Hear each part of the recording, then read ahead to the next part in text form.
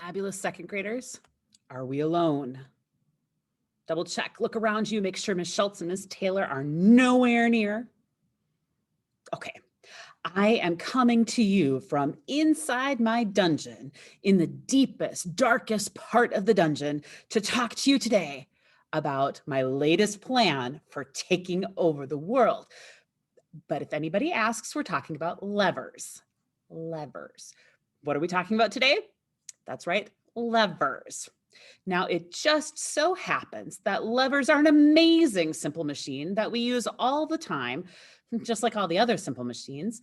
And levers have been used since the beginning of time, like we already talked a little bit about in your attendance question, how you eat with levers, right? Spoons and forks and knives and chopsticks and even your fingers are levers, that they have a fulcrum, right? A force, and then the load would be with your fingertips. Well, it turns out in the Middle Ages, the period of history that we study, they used levers for conquering, like trying to take over the world.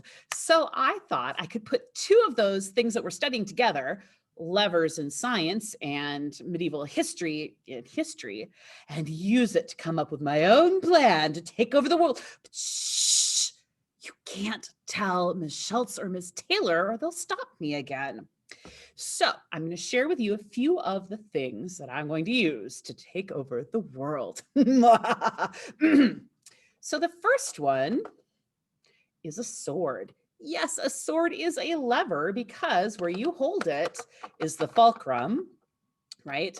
And the force. They're right next to each other. That can happen. And then the rest of the sword is the load. And so you can swing it, right? And if you use your shoulders as the fulcrum, you make a really long, powerful lever.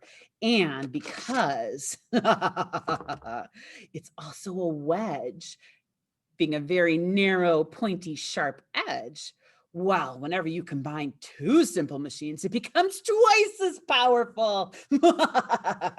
But just in case, having a lever with a wedge on it is not enough, there were other things used in the Middle Ages as well. This is a catapult. And as you can see, it's a lever. The fulcrum is right here. That's where it pivots. And the force is right next to it, a lot like a sword. To make it work, you have to hold it down and you would put the load in here. That would be your weapon. Now, because I'm demonstrating this and I don't want anybody to get hurt, I'm going to use a marshmallow load, just like you did in your experiment.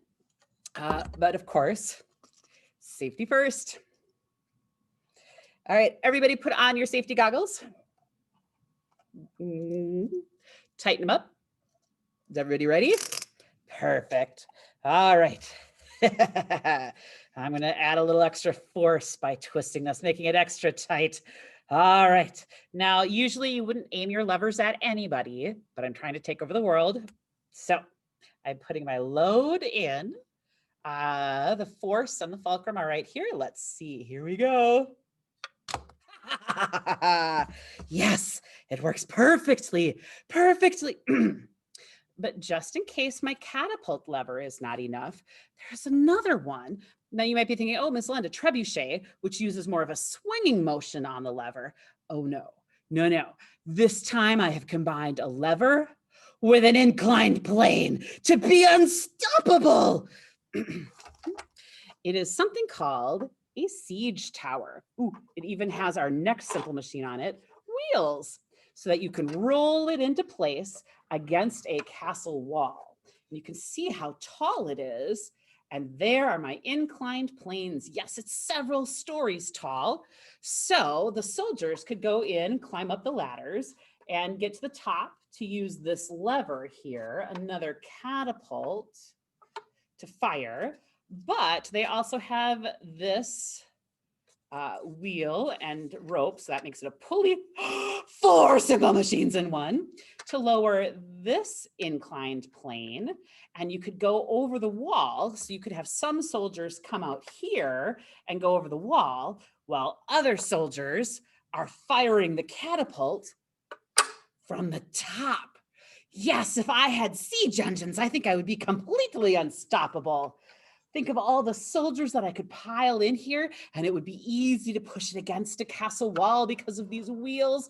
And then we would use this pulley to lower this inclined plane so that the soldiers could go over the wall. Meanwhile, other soldiers, safety goggles, would be firing with the lever. Yes, that's excellent. Excellent, I'm unstoppable.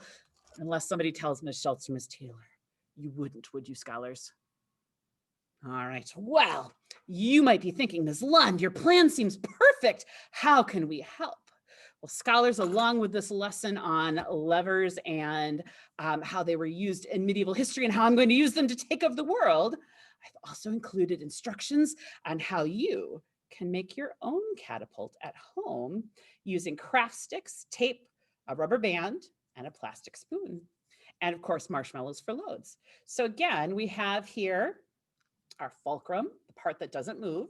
Our force this time is going to be at the end with this type of catapult, and your load will again sit right there. And before we know it, we'll all have worked together to take over the world. Excellent. Scholars, I see nothing that can stop this plot of using levers and simple machines and even more complex machines that combine several of our simple machines into one to take over the world. Just remember, don't tell Ms. Taylor or Ms. Shultz. Shh. Have fun with your levers. I'll see you as we take over the world. Bye, scholars.